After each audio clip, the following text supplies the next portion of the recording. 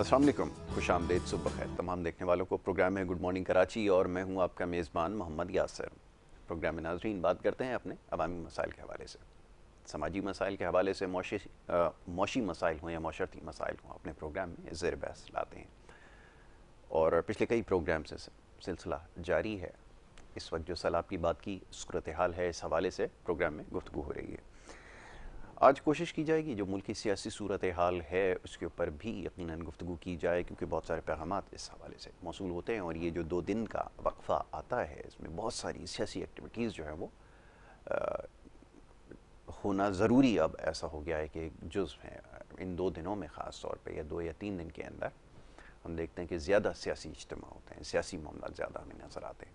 तो बहरहाल आज उन तमाम मामलात पर भी गुफ्तगू की जाएगी और साथ साथ जैसे मैंने अर्ज़ किया कि अवामी नौइयत के मामला और मसाइल के ऊपर गुफ्तगू होगी और मौशी मसाइल ख़ास तौर पर इसमें सर फहरिस्त हैं। इसके ऊपर बात करना बेहद ज़रूरी है। बहुत सारे आपके पैगामात मौसूल हुए हैं और जो पिछले प्रोग्राम्स हमारे रहे हैं, ख़ास तौर पे जो सैलाब से मुतासरा इलाके हैं या वहाँ की सूरत हाल के हवाले से, उस पर आपकी एक अच्छी फ़ीडबैक मौसूल हुई है, जिसके लिए मैं बेहद शुक्रगुज़ार हूँ। और साथ साथ ये भी यकीन दिलाता हूँ कि इस तरह के और जो दीगर मामलात हैं जो ख़ास तौर पे तालीम के, सेहत के, सफाई के और न जाने इस तरह के कितने जो बुनियादी मसाइल हैं, जो सतही मसाइल हैं, एक आम आदमी के मसाइल हैं, इसके ऊपर अपने प्रोग्राम्स के ज़रिए आवाज़ उठाते रहेंगे। तो बहरहाल आज भी कुछ मामलात ज़ेर बहस आएंगे। मोअज़्ज़ज़ मेहमान स्टूडियोज़ में तशरीफ़ रखते हैं। सबसे पहले उन्हें खुश आमदीद कहूँगा और उसके बाद फिर गुफ्तगू का सिलसिला जारी रखेंगे। आज जो हमारे सबसे पहले मेहमान हैं अनवर खुर्शीद साहब, तज़कियाकार हैं, मुख्तलिफ़ प्रोग्राम्स में आप उन्हें देखते हैं, गुफ्तगू उनकी सुनते हैं। आज एक दफ़ा फिर हमने उन्हें मदऊ का रखा है, उन्हें मैं खुश आमदीद कहूँगा। बहुत शुक्रिया अनवर भाई प्रोग्राम में वक्त देने के लिए। दूसरे हमारे बड़े ही ख़ास मेहमान परवेज़ एच मद्रास वाला साहब, मौशी तज़कियाकार हैं, बिज़नेस कम्युनिटी से आपका ताल्लुक़ है और आप उन्हें भी हमारे प्रोग्राम्स में देखते हैं और उनकी गुफ्तगू सुनते हैं। परवेज़ साहब को खुश आमदीद कहूँगा। बहुत शुक्रिया परवेज़ भाई प्रोग्राम में वक्त देने के लिए। अनवर साहब, गुफ्तगू का आगाज़ आपके साथ। जैसे मैंने कहा कि लोगों की आरा मौसूल होती है, अवामी मसाइल के हवाले से सबसे ज़्यादा निशानदेही की जाती है सतही मसाइल जो सबसे निचली सतह पर हैं, सड़क ना होने के, पानी के, सफाई के। और ख़्याल ये है, उम्मीद ये की जा रही है कि जो बल्दियाती इंतख़ाबात के हवाले से जो तारीख़ का तयन हुआ है, अगर ये इंतख़ाबात हो जाते हैं, कोई जमात अक्सरियत के साथ कामयाब हो जाती है, तो शायद वही मसाइल हल करने की कोशिश करे, उसमें कामयाब हो सकेगी। ये एक बड़ा अहम सवाल है और बार बार ये बहस जो है वो आप समझ लें कि ज़ोर पकड़ती है जैसे जैसे तारीख़ का ऐलान होता है। जब भी इस हवाले से बात होती है, लेकिन हम बार बार एक सवाल करते हैं सबसे, जो इख्तियारात की जो मुंतकली है, जब तक कि ये अमल मुकम्मल नहीं होगा तो ये कैसे मुमकिन होगा? क्या ऐसे निज़ाम से ऐसे उम्मीद लगाना आपके ख़्याल में मुनासिब होगा? फरमाइएगा। बिस्मिल्लाहिर्रहमानिर्रहीम। यासिर साहब, जैसे आपने कहा कि बल्दियाती इंतखाबात होने वाले हैं और कल हमने देखा आज़ाद कश्मीर में भी 3 वैलीज़ के 3 ज़िलों के इलेक्शन हुए हैं बल्दियाती। तो असल में ये एक बना हुआ निज़ाम है जिसके तहत तमाम लोगों ने चलना है। जो हमारा सियासी निज़ाम है, जो हमारा ब्यूरोक्रेसी का निज़ाम है और लामलूक है जिससे कौमें तरक्की करती हैं, तो निज़ाम तो मौजूद है और उस निज़ाम को अपनी जगह पे यानी कि लाने में थोड़ा कि ये इलेक्शन करवा दिए जाएं, ये इलेक्शन ना करवा दिए जाएं, इनको रोक लिया जाए, ये एक अलग मसला है। एक निज़ाम का मौजूद होना अलग मसला है। अब मसला यहाँ पे नहीं है कि हमारे जो ये निज़ाम में ये इलेक्शन हो जाएंगे, ना सिर्फ बल्दियाती इलेक्शन बल्कि जैसा कि पाकिस्तान की सबसे बड़ी जमात जो है तहरीक-ए-इंसाफ, उनके जो चेयरमैन हैं वो हमेशा से पिछले 9 महीने से 8 महीने से कहते आ रहे हैं कि एक जनरल इलेक्शन हो जाए कि दूध का दूध पानी का पानी हो जाए और जो जिसको भी अवाम की सपोर्ट है वो इक़्तिदार में आ जाए। वो इक़्तिदार वहाँ बड़े वान का हो या प्रोविंशियल असम्बलियों का हो या निचले लेवल तक एक यूनियन काउंसलर तक हो, सबकी बात जनरली हो रही है। मगर जब ये निज़ाम आ जाएगा या आ गया था या मौजूद है, तो क्या उसमें भी आम लोगों की भलाई हो रही थी या हो रही है या होगी? हमने उस चीज़ को देखना है। तो हम सुनते आए हैं कि जी चेहरे नहीं निज़ाम को बदलो, निज़ाम नहीं चेहरों को बदलो, जो मर्जी कर लो। हम स्टैग्निंग वाटर की तरह, हम स्टैटिक्स को हमारा चल रहा है उस वक़्त से, जब से पाकिस्तान बना एक ही चीज़ चल रही है, इक़्तिदार में सारे आते हैं और फिर उन वादों को, उन चीज़ों को भूल जाते हैं। अगर कुछ करते भी हैं तो वो वही वाली बात आ जाती है कि जी खाता है तो लगाता भी है। अब आप देख लें, रिसेंटली कल की बात है कि आपके M6 मोटरवे के 5.5 बिलियन में से तकरीबन 2.5 बिलियन 250 करोड़ 237 करोड़ रुपया रिकवर हुआ है। गिना गया है 5-5 हज़ार के नोट डीसी साहब के घर से, डीसी मटियारी या नुशरफ रोज में। तो उन्होंने कहा जी मैं वादा माफ गवाह बनता हूँ, ये 2 अरब 37 करोड़ रुपया आप मुझसे ले लें और बाकियों का मैं आपको बता देती हूँ कि किसके पास है बाकी 2.5 अरब या 3 अरब किसके पास। तो ये हालत जब एक मुल्क के अंदर मुल्क की उन अदारों को होगा, ये भी तो एक अदार है, डीसी तो एक बहुत बड़ा अदार है। डीसी कहते हैं कि सबसे बड़ा एक अफसर होता है ज़िले का, जिसका ज़िले से पूरा कंट्री बनती है, सूबा बनता है, डिवीज़न बनता है, सूबा बनता है, कंट्री बनती है। तो ज़िले के सबसे बड़े अफसर का ये हाल होगा, तो वो अभी जब वादा माफ गवाह बनेगा तो वो फिर वो अपने से बड़ों के नाम लेगा और वो सामने आ जाएंगे। उसके बाद क्या होगा, उसके बाद ये होगा कि वो नैब के पास जाएंगे, नैब के पास कोई इख्तियार ही नहीं है, फिर सुप्रीम कोर्ट हाई कोर्ट में जाएंगे केसेस, उनके पास कोई इख्तियार नहीं होगा। तो फिर आके वो बात वहीं पे आ जाएगी, वही भाग दौड़ होगी, वही इलेक्शन का रोला होगा। और अगर अभी इलेक्शन हो जाते हैं, बल्दियाती इलेक्शन हो जाते हैं, तो फिर एक और मुसीबत खड़ी हो जाएगी। मुसीबत ये खड़ी हो जाएगी कि जो आने वाला मेयर होगा, या तो वो होगा पाकिस्तान पीपल्स पार्टी का, कराची की बात कर रहा हूँ सिर्फ, या तो वो होगा पाकिस्तान तहरीक इंसाफ का, जो पिछले दिनों हमने देखा, जो जिस तरफ दुनिया जा रही है नज़र आ रहा है, अपरेंटली तो यही नज़र आ रहा है। और तीसरा या तो वो होगा मुत्तहदा कौमी मूवमेंट का, जो कि ज़्यादा चांसेस भी हैं। तो अगर ये मुत्तहदा कौमी मूवमेंट का मेयर आता है तो वो कहेगा कि जी मेरे पास इख्तियार नहीं है, पैसा तो सिंध गवर्नमेंट के पास है। जब पीटीआई का आ जाएगा वो कहेगा मेरे पास तो इख्तियार नहीं है, तो वो उसकी हुकूमत पंजाब में इस वक्त, तो पंजाब वाले तो बिल्कुल ही ट्रांसफ़र नहीं करेंगे, कोई भी इवन अच्छी बात भी ट्रांसफ़र नहीं करेंगे सिंध को।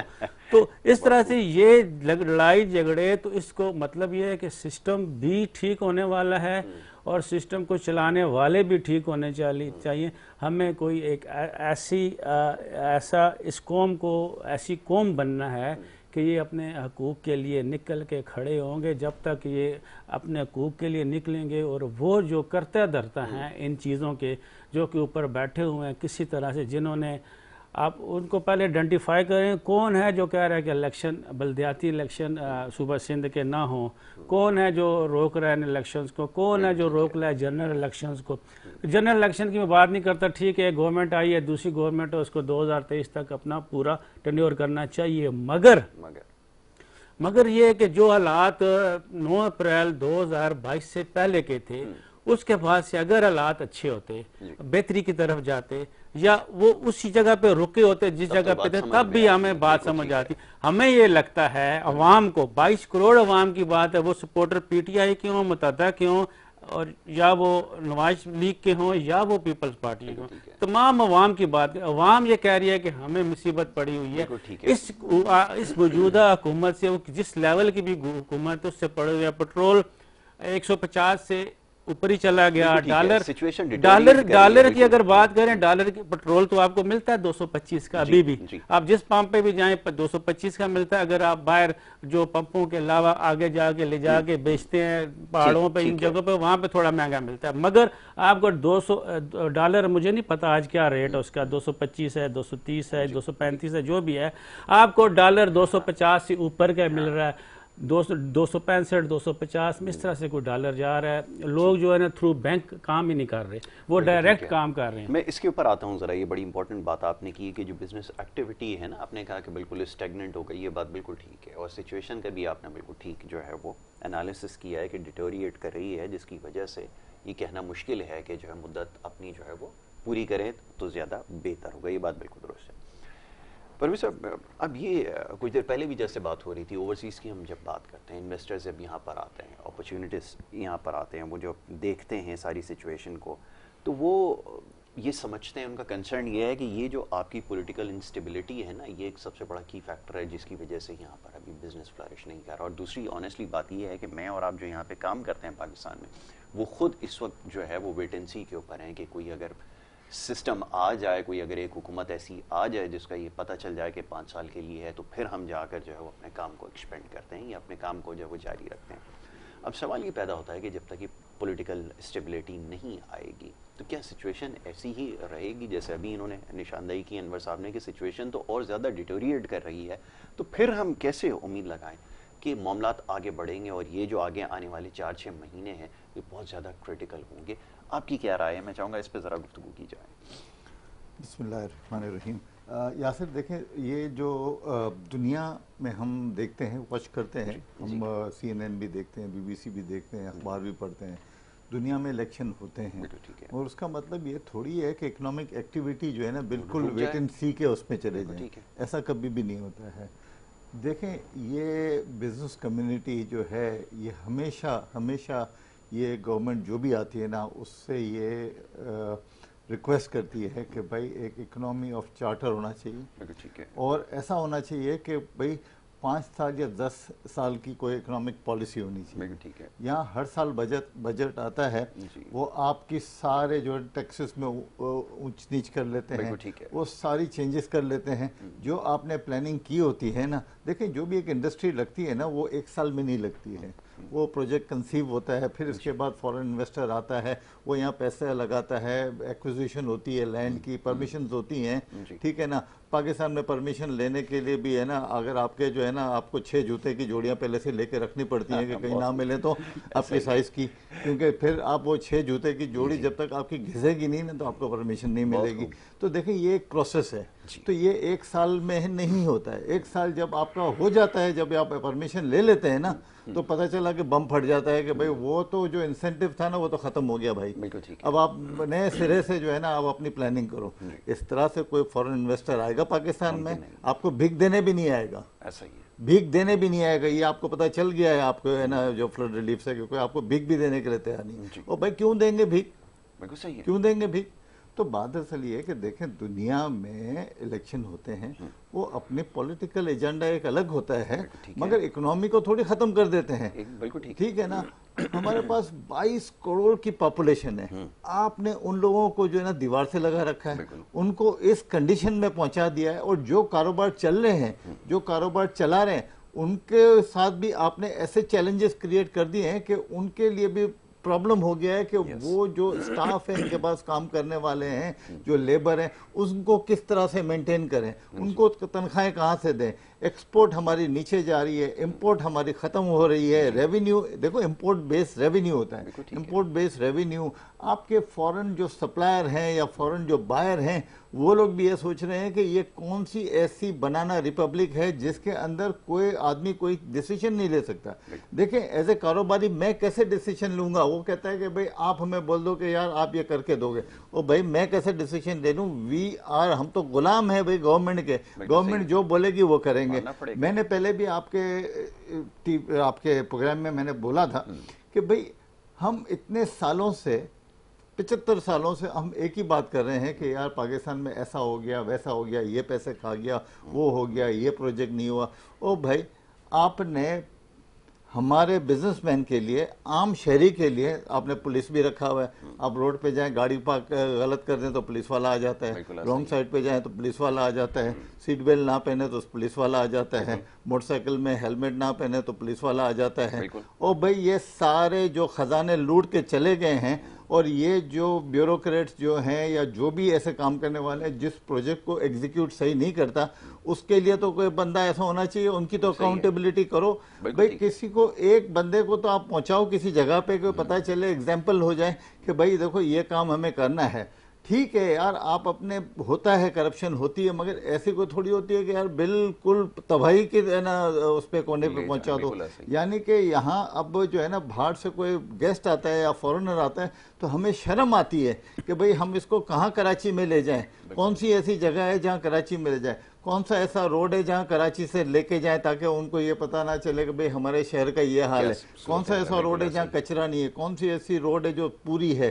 कौन सी, अरे भाई रोडों पे जो है ना गायें और भैंसें जो है ना वो है ना घूम रही होती हैं। यानी कि यार ये गांव में भी ऐसा नहीं होता है कि वो भी डिसिप्लिन होता है। बाहर आप जाते हैं तो गायें भैंसें घोड़े जो होते हैं ना एक जगह पे उनकी बाउंड्री होती है, यहाँ रोड पे ट्रैफिक में घूम रहे होते हैं। या कोई ऐसा तो डिसिप्लिन कहीं भी नहीं होता है कि जो बड़े शहरों में, अब पाकिस्तान को आप बड़े शहरों में कहते हैं, दिस इज हाउ बड़ा शहर जो है ना इस तरह से होता है। हम दुनिया में जाते हैं, टीवी में देखते हैं, चलो जो नहीं गए ना दुनिया में, जो नहीं गए वो टीवी में तो देखते हैं ना, मूवीज तो देखते हैं ना, हर चीज तो है ना मूवी में फेक नहीं होती ना, कोई चीज तो होती है कि जिसकी कोई असल से मिलती जुलती होती है। मगर यह बात दरअसल ये कि हमारे पास ये एक मसले नहीं है, हमारे मसले इतने ज़्यादा हैं। और जब तक लोग सीरियस नहीं होंगे, कोई भी गवर्नमेंट सीरियस नहीं होगी, जो डिसीजन मेकर है वो सीरियस, देखो कारोबारी खुद कुछ नहीं कर सकता है, ये एवरीथिंग इज बीइंग रेगुलेटेड, ठीक है ना। रेगुलेशन से आगे चीज़ें बढ़ती हैं, गवर्नमेंट पॉलिसी बनाती है, हम उसको एग्जीक्यूट करते हैं। अगर पॉलिसी चेंज होती है तो हमारी एग्जीक्यूशन सही नहीं हो सकती है। तो अब इस तरीके से तो कारोबार नहीं चल सकता, इस तरीके से तो आपकी जो कौम है तरक्की नहीं कर सकती है, इस तरीके से तो जो है ना आप एम्प्लॉयमेंट जनरेट नहीं कर सकते, इस तरीके से गवर्नमेंट हमारे अपने लिए रेवेन्यू भी नहीं ले सकती है। अब ये जो है पॉलिटिकल एजेंडा एक सेपरेट होता है। आप जो भी करो, जो भी गवर्नमेंट आए, जिस तरीके से आए, बल्दियाती गवर्नमेंट आए या प्रोविंशियल गवर्नमेंट आए या नेशनल गवर्नमेंट आए, मगर यार ये इकोनॉमिक एक्टिविटी जो है ना ये कंप्रोमाइज़ नहीं होना चाहिए। अब डॉलर के लिए हम लोग भीख मांग रहे हैं, गवर्नमेंट ने जो है ना सारा इंपोर्ट बंद कर दिया है, ठीक है ना, इलेक्ट्रिकल आइटमें बंद कर दी हैं, मशीनरी बंद कर दी है। अब मशीनरी बंद करने से क्या होगा कि आपकी जो है ना फैक्ट्रियाँ नहीं लगेंगी। अब जिन लोगों ने अपनी एक प्लानिंग की है कि भाई मुझे ये फैक्ट्री लगानी है या पाकिस्तान में रहते हुए कि भाई मेरा ये प्लान है, अब वो मशीन के लिए इंतजार कर रहा है, तो उसकी सारी प्रोडक्शन एक्टिविटी ख़त्म हो जाएगी, सारी इन्वेस्टमेंट उसकी ज़ाया हो गई। तो ये किस तरीके से आगे चलेगा? अगर देखें आज आपकी प्रोडक्शन खत्म हो गई, अब वो उसको मैच करने के लिए आपको 1 साल इंतजार करना पड़ेगा, तो 1 साल पूरा ज़ाया हो गया हमारा। फिर इसके बाद एक्सपोर्ट के नंबर कैसे अचीव होंगे, आप अपने लोगों को एम्प्लॉयमेंट कैसे देंगे? अच्छा, आप ये समझते हो कि गवर्नमेंट बैन करेगी तो क्या यहाँ पाकिस्तान में माल स्मगलिंग बढ़ गई है? आपका अफगानिस्तान से माल आ रहा है, ये जो डॉलर है इतना जो वाइड डिफरेंस है ये क्यों है? अगर आपका स्टेट बैंक कहता है कि 228 रुपये का डॉलर है और मार्केट में 260 का मिल रहा है, ये क्यों है? ये इतना डिफरेंस ये है 30 रुपये का कि ये सारा कैश लेके ना तो अफगानी ट्रेडर्स को जाता है, वहाँ से एलसीयाँ खुलती हैं, वहाँ से सामान अफगानिस्तान जाता है और फिर वापस हमारे मुल्क में आ जाता है। तो इसका नुकसान किसको होगा? वैसे ही डॉलर है ना, डॉलर वहाँ से जाके वहाँ जाता है, एलसीयाँ वहाँ खुल जाता है, उनको रेवेन्यू उनको मिलता है, पाकिस्तान को मिला कख नहीं। और सारी जो बुराइयां जो है ना, जो दुनिया के जो सप्लायर हैं या बिजनेसमैन है वो कहते हैं यार तुम्हारे मुल्क में ये क्या हो रहा है। Exactly. तो इस तरीके से जो लॉसेस जो इनकर्ड होते हैं उसकी तो कोई कैलकुलेशन होती नहीं है ना, उसके ऊपर बात करते हैं कि ये जो आपने उनको पकड़े ना भाई जो इस तरह के लॉसेस करते हैं यार, हमको तो सीट बेल्ट पे रोक लेते हैं, उनको तो पकड़े पहले। बिल्कुल ठीक है आपने कि इसके बारे में बात नहीं कहते। और बहरहाल जी वो ये बात करते हैं इकोनॉमी को ग्रो करने की, फ्लरिश करने की, तो ये अगर पॉलिसीज़ होंगी, अभी जैसे एक इशू आया है जिसको कुछ देर पहले हम बात कर रहे थे, सरफेस हुआ कि आपने जो वो जितनी भी पेमेंट्स है फॉरेन पेमेंट्स उनको रोक लिया, उसकी वजह से वो जो एप्लीकेशन स्टोर है वो बंद हो जाएगा। अब उसके जो कॉन्सिक्वेंसेज हैं उसके ऊपर बात नहीं हो रही कि अगर वो 1 तारीख से बंद हो जाएगा, आईटी इंडस्ट्री क्योंकि इतनी ज़्यादा फ्लरिश कर रही है, अपनी सारी जो गेम है ये टेक्नोलॉजी बेस्ड है, और अगर ये सिलसिला रुक जाएगा तो फिर उसके बाद जो लॉसेस की एक नई सीरीज़ होगी जो आप बुक करेंगे उसके बारे में अभी तक बात नहीं हो रही। वेल एनी हाउ इसके ऊपर मजीद गुफ्तगू की जाएगी। एक छोटी सी ब्रेक के लिए कहा जा रहा है, एक मुख्तसर सी ब्रेक है, अब ब्रेक के बाद वापस आएंगे, गुफ्तगू के सिलसिले को जारी रखेंगे। आप देखते रहिए प्रोग्राम गुड मॉर्निंग कराची।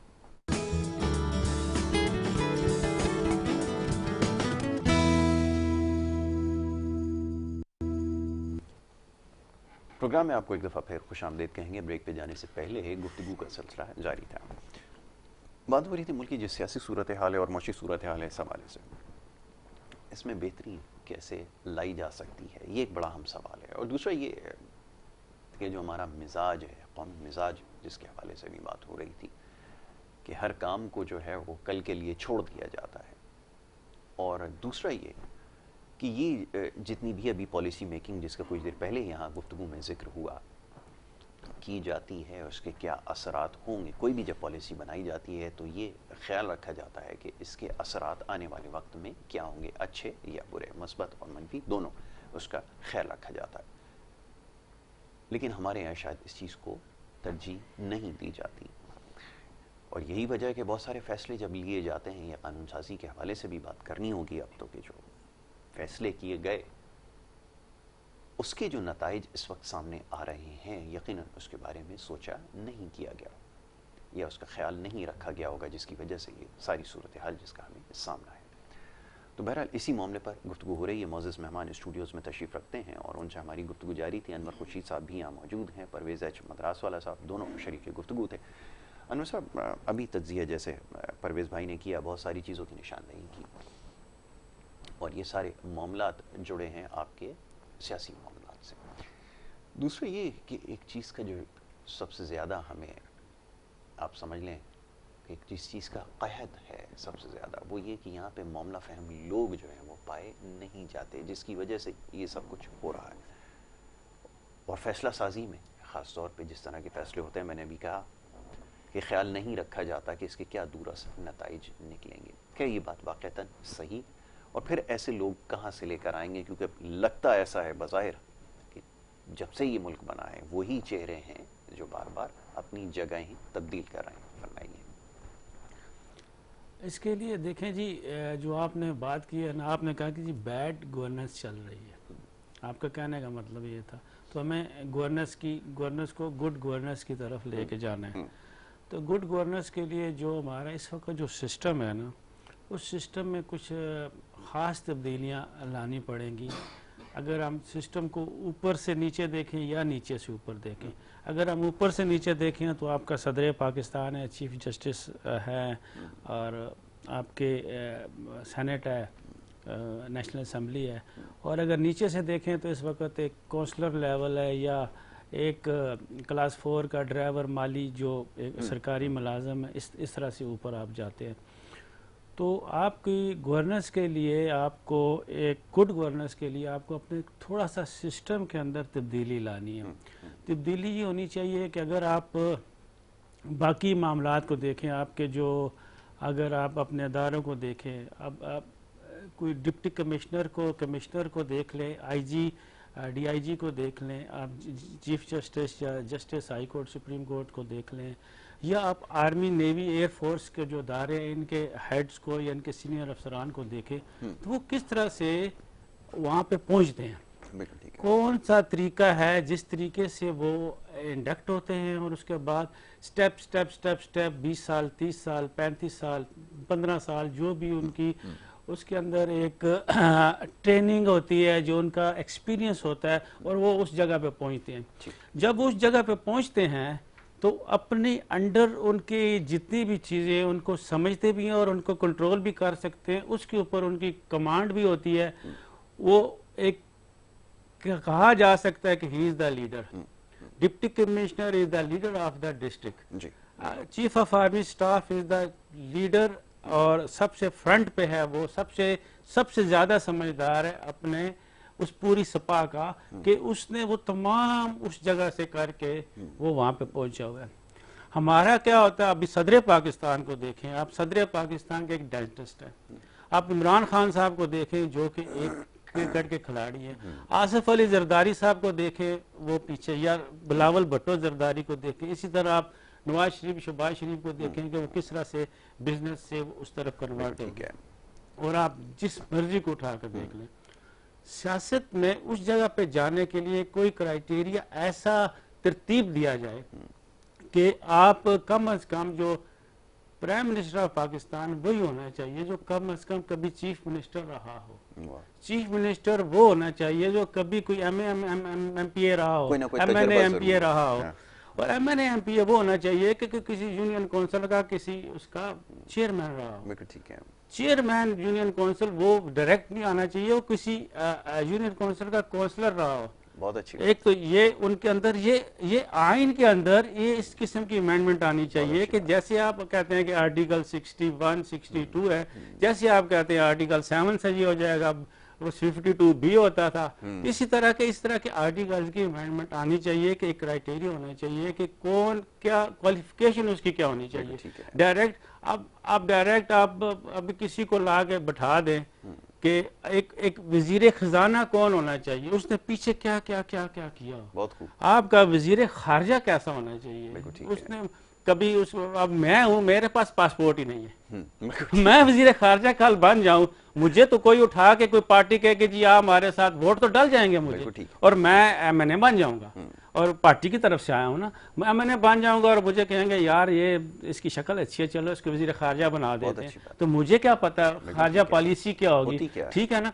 तो हमें उस जगह पे उस ओहदों पे वो वाले लोग पहले तो नीचे लेवल पे वो क्राइटेरिया पूरा करके आए, फिर उन ओहदों पे वो लोग लगाए जाएं, ठीक है। जिस शख्स को कुछ पता नहीं दफा होता क्या है, वो वजीर दफा लग गया, उसको पता ही नहीं है बॉर्डर्स क्या होते हैं, क्या फौज होती है, क्या एयरफोर्स नेवी का तो पता ही नहीं होगा किसी को, वजीर दफा लग जाता है।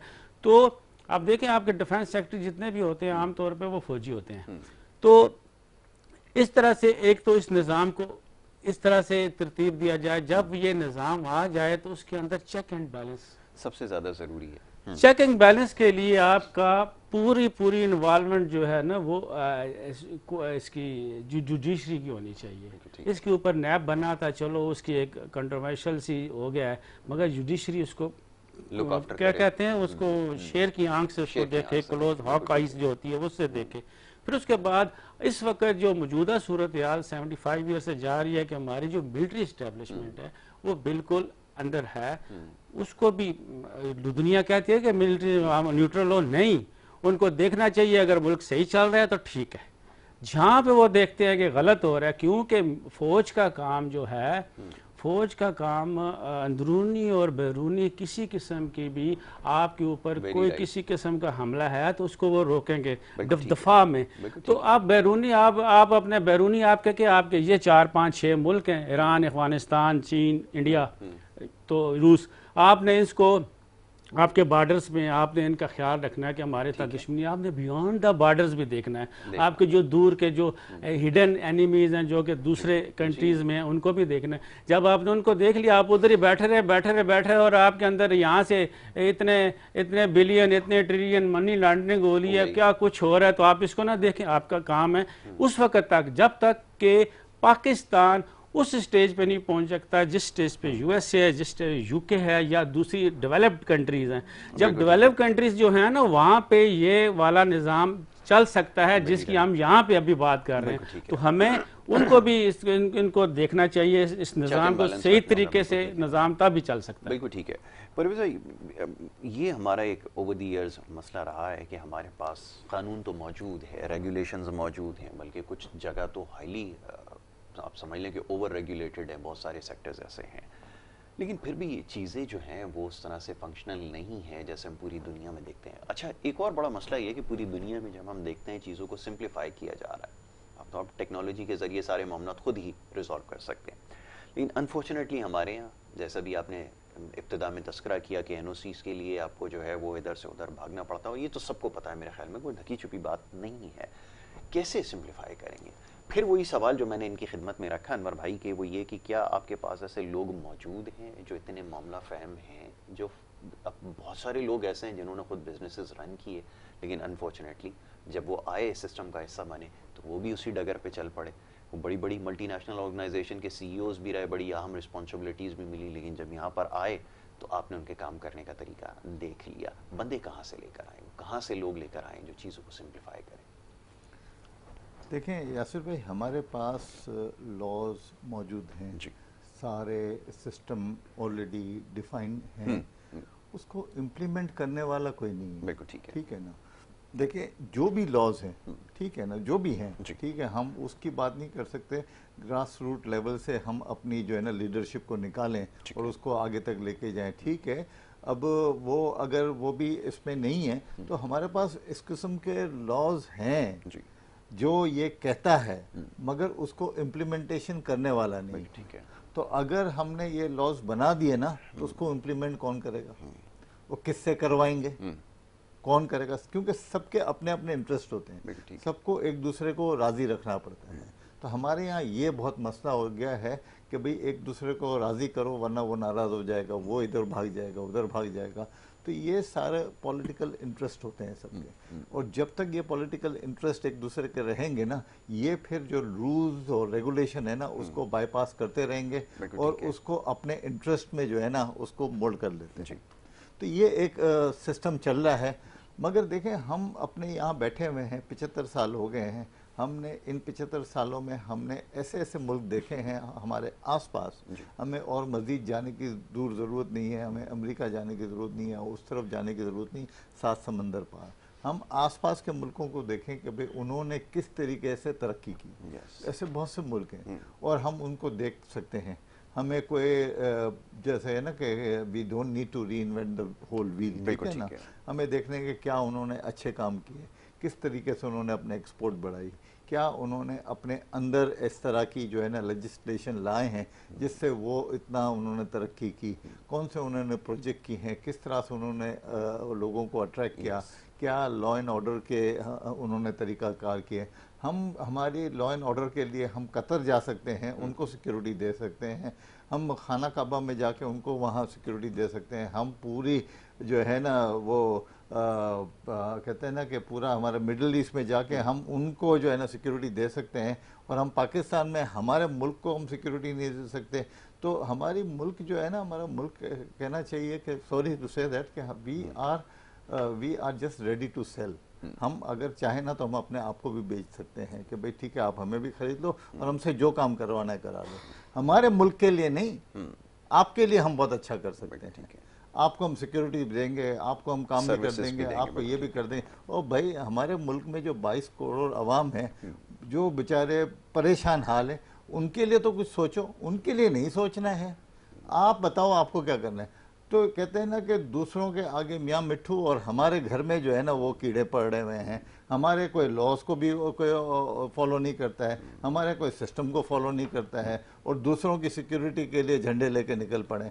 तो भाई ये इस तरह से काम नहीं होता है। अगर इस तरह से आपकी जो थिंकिंग जो है ना इस तरह से रही तो अगले 75 सालों में भी जो है ना हम अपने जो है ना ये चीज़ों को आगे नहीं बढ़ाएंगे, बल्कि डिसइंटीग्रेट होने के चांसेस हैं। क्योंकि देखिए पॉलिटिकल इंटरेस्ट है ना, सबके अपनी अपनी इंटरेस्ट है।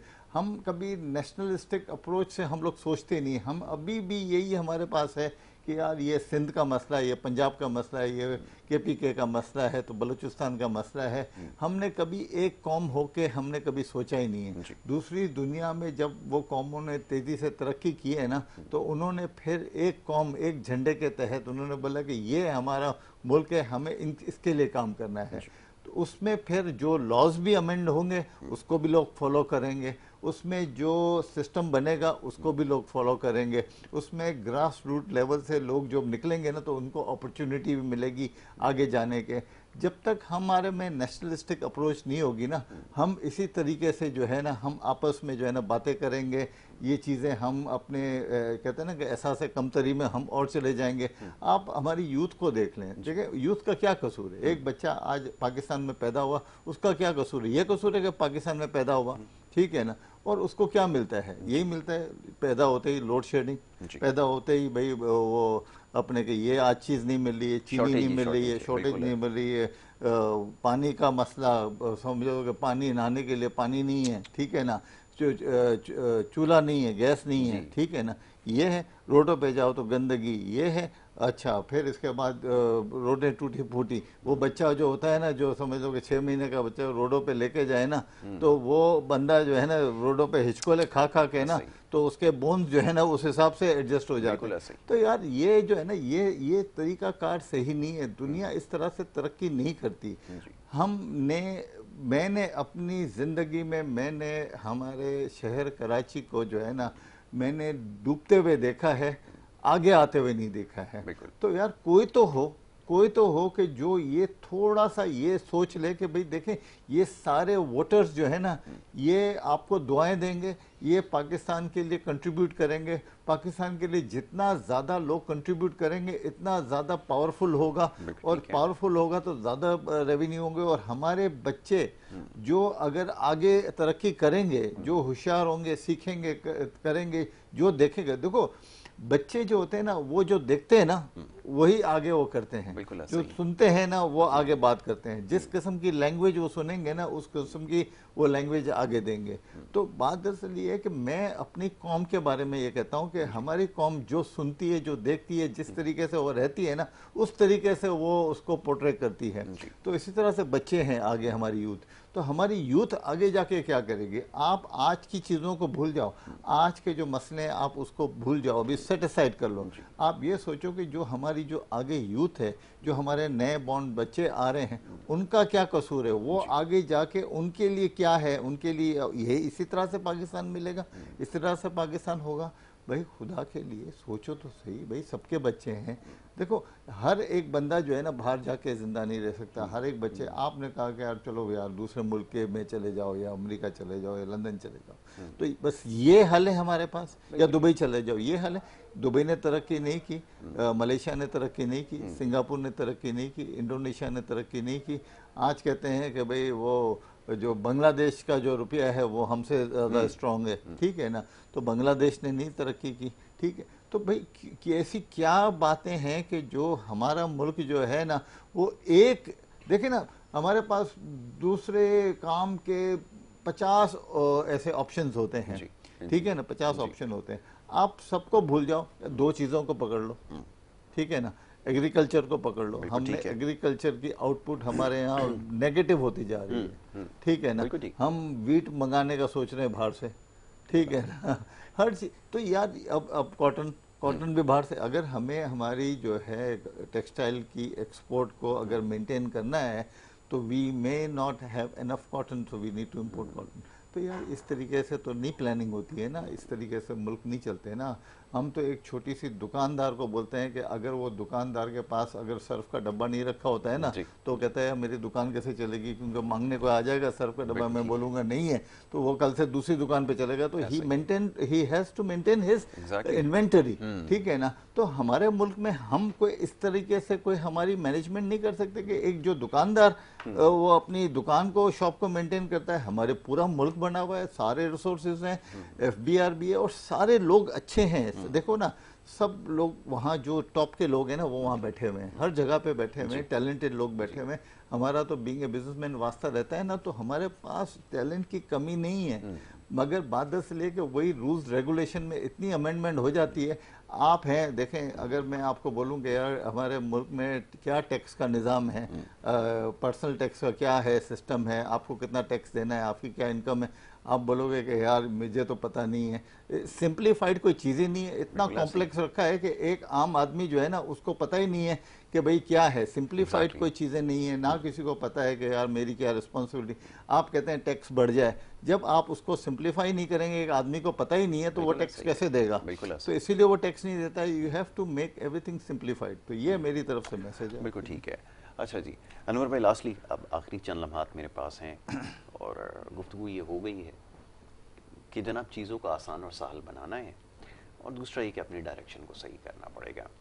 लेकिन सवाल जैसे भी आपने निशानदेही की, एक चीज़ को एक सिस्टमेटिक आपको ये बनाना होगा, एक क्वालिफिकेशन आपने सेट करनी होगी कि ठीक है अगर कोई आएगा सर्व करने के लिए तो इतना काम उसने माजी में कर रखा होगा। जैसे हर जगह की रिक्वायरमेंट है, किसी भी इदारे में नौकरी लेने जाएँ तो आपका करियर देखा जाता है, आपका एक्सपीरियंस देखा जाता है, ये एक शर्त होनी चाहिए।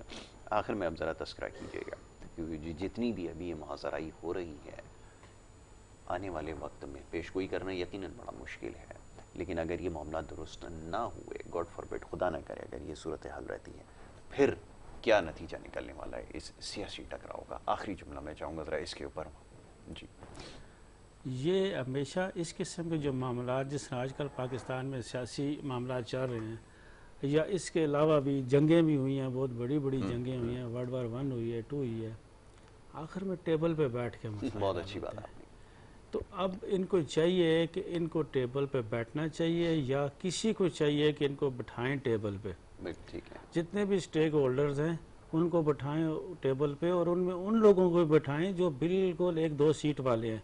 क्योंकि निज़ाम ऐसा बना हुआ है कि अगर एक एक बंदे के पास 50 लाख उसके सपोर्टर्स हैं 22 करोड़ में से, तो उसके पास एक सीट मिली है उसको, मगर 50 लाख लोग तो हैं ना उसके। किसी भी छोटी से छोटी पार्टी की बात करता हूँ, और इवन उन पार्टियों को भी बैठा लिया जाए जिनके पास कोई सीट भी नहीं है, सारे ऑल पार्टीज कॉन्फ्रेंस होनी चाहिए और उसके अंदर प्योरली पॉलिटिकल बातचीत होनी चाहिए और एक दूसरे की माननी चाहिए। और कोई ऐसा बड़ा, अभी ऐसे लोग हैं, अभी हमारे चौधरी शुजात हैं, वो बिल्कुल इस वक्त ऑलमोस्ट न्यूट्रल हैं, वो तीनों चारों पार्टियों के साथ ठीक ठाक बात करते। तो ऐसे और भी मजीद कोई अशखास जो हैं पॉलिटिकल लीडर्स, उनको ला के बैठा के उनको किसी एक चीज़ पर लाया जाएगा और मुल्क और कौम की खातिर महाजराई को छोड़ दे।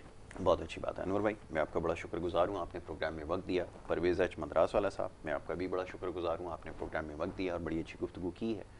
और ये मुल्क की जो मौशी और सियासी सूरत हाल है, इस हवाले से आज प्रोग्राम में गुफ्तगू हुई है। बहरहाल इसको बेहतर बनाने की ज़रूरत तो यकीनन है, लेकिन उससे पहले संजीदगी से इन तमाम बातों को सोचना होगा इसके बारे में और इसका ख्याल रखना ज़रूरी होगा। बहरहाल जी, अब प्रोग्राम का वक्त क्योंकि यहाँ पे ख़त्म हो जाता है, कल इंशाल्लाह इसी प्रोग्राम में आपसे दोबारा मुलाकात होगी। अपना बहुत ख्याल रखिएगा। मोहम्मद यासर को और हमारी टीम को दें इजाज़त। अल्लाह।